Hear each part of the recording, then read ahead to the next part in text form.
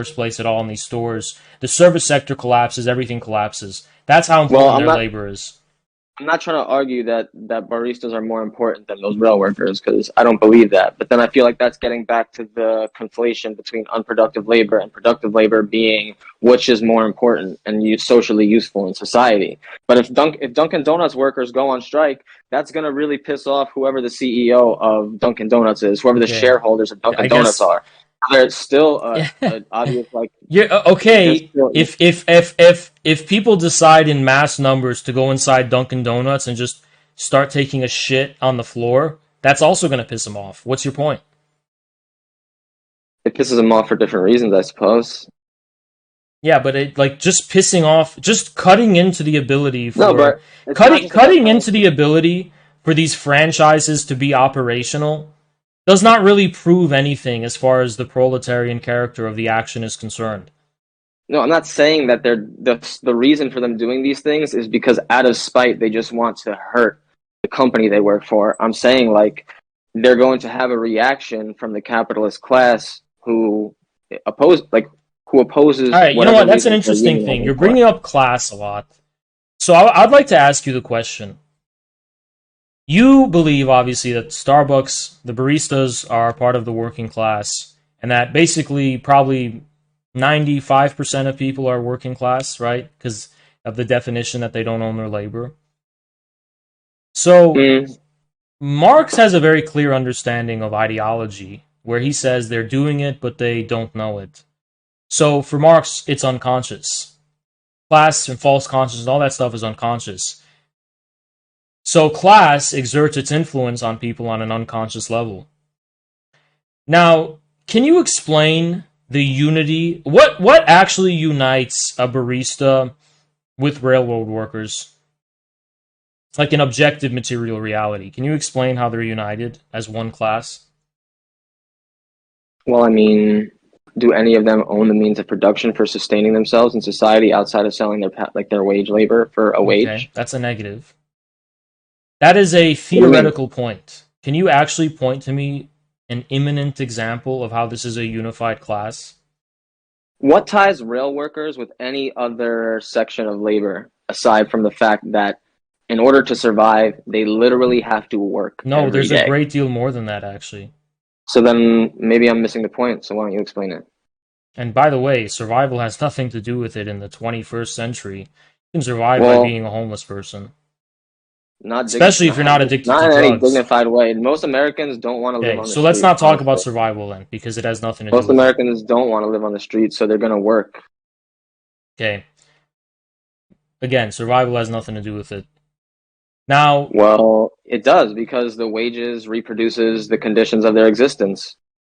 again, survival has nothing to do with it. No one is on the precipice of physical extinction. It You doesn't can matter about being on the precipice of Well, extinction, but it that's what matters that survival every means, day they have actually. to sell That's their what wage survival labor. means. Like, I Well, would think that anyway, that you connects could me have. to a rail Okay, worker as anyway. well. That's why I support the rail workers' cause, is because I Okay. have consciousness of what it means every So day to according go to in and out you, of work and sell my labor for rail wage. workers are in the same class as baristas because they don't own the means of production. I'm saying if they're not in the same class, they have ties based on that. Like, the peasants and the Okay, can you? proletariat don't Okay, need to be of great, the great, same great. class to have Now, where do revolutionary those ties with each ties other. exert any testable, observable significance in actual reality? Not in your head as a theoretician about, oh, because of this, you should do this, you should do that. Where in actual reality, What of demographically, any part of sociologically, can you communism let is me finish? more of you should do this? Demographically, sociologically, geographically, politically. Give me any form of objective information. What is objective information? It is information we can observe. It is data we can collect in reality itself. Okay? Now, you have not given me any data here, and I'm going to sound like an empiricist, but it's important. Data is important, right? The fact that they don't own something, according to you, is a piece of data. Um, according to that variable, I guess, like 99% of Americans are part of one class. Okay, well, if it counts that they're part of one class, surely there are other, like, observable forms of data, right, that we could collect to prove that they are actually part of the same class of people.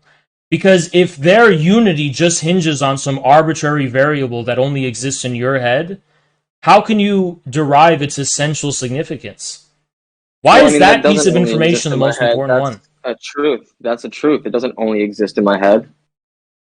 What I No, said I'm only not exists in my saying head. the fact only exists in your head. I'm saying the idea that this makes them unified does. Where else can we see that they're unified besides in your head? I don't really understand. Like, where else can you see rail workers unified with any other section of like labor in a capitalist Rail economy? workers are not that different from other kinds of working class people. We call them so culturally. You can look at it in culture. This is a great example. So in American culture, we say blue collar. Usually, when we say blue collar, we are referring to people who work with tools. We're referring to plumbers and electricians and factory workers and mechanical farmers, whatever you want to call them, and even truckers and stuff. So sociologically, culturally, demographically, with all that jazz, in terms of their relation to the state and their benefits thereof, politically, unless they're in a established union of some kind, but even they do under the surface beyond the union. So politically, they have similar interests and voting patterns. There are so many points of data we could look at to justify this notion of a blue collar working class, right? There's so many points of data you could look at. Can you give me one piece of data we could look at that unites baristas with rail workers?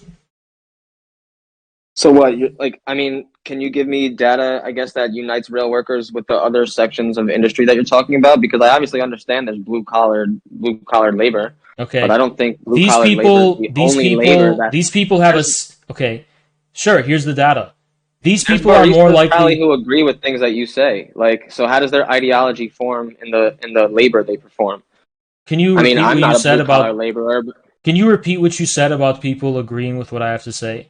I said, I'm sure there are baristas who agree with many things that you have to say. Okay, here's the I'm sure difference. they're not complete ideological When monoliths. baristas agree with what I have to say, they have to think about it. When these people agree with what I have to say, it's literally intuition. So, but I guess I just don't understand. Like, you're saying that only like blue collar labor is what the revolutionary class of laborers are. Yes. Like, no service service workers, not at all.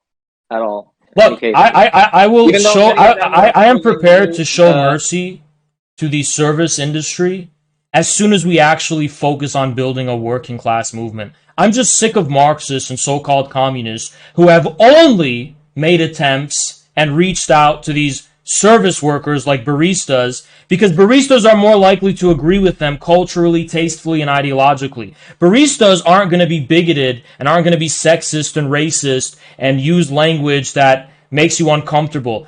Baristas aren't going to sound dumb and stupid and vulgar, right? So I'm just sick of these fucking Marxists and communists who are running around with graduate student uses with fucking Starbucks baristas and doing nothing to